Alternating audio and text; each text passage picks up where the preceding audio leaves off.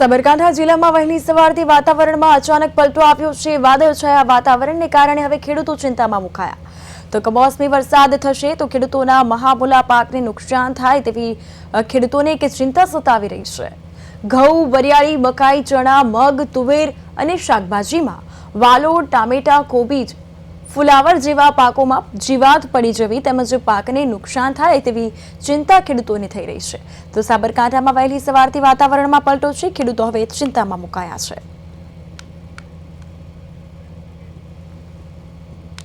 વધુ વિગતો સાથે સાબરકાંઠાથી સંવાદદાતા ભરત પટેલ ફોન લાઈન પર જોડાઈ ગયા છે।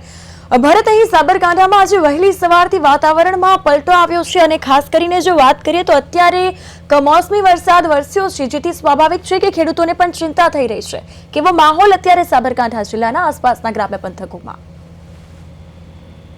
જે કોઈ વાત ચોક્કસથી વાત કરીએ સાબરકાંઠામાં વહેલી સવારથી જ વાતાવરણમાં પલટો આવી રહ્યો છે। કહી શકાય કે વાતાવરણને પલટાને લઈને ખેડૂતોમાં એક તો ચિંતાનો માહોલ જોવા મળી રહ્યો છે। જે ખેડૂતોનો મહામૂલો પાક છે જે તૈયાર થઈ ચૂક્યો છે અને જે લણવાની સિઝન ચાલુ રહી છે તે દરમિયાન જ વાતાવરણમાં પલટો જોવા મળી રહ્યો છે। તો ખેડૂતોને જો કમોસમી વરસાદ થશે તો પાકમાં ભારે નુકસાન થાય તેવી ભીતિ સર્જાઈ રહી છે।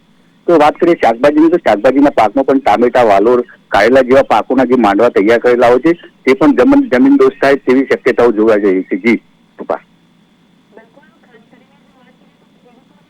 ક્યાંક ચિંતા સતાવી રહી છે, જગતનું તાત ચિંતામાં છે કારણ કે માવઠું થયું છે।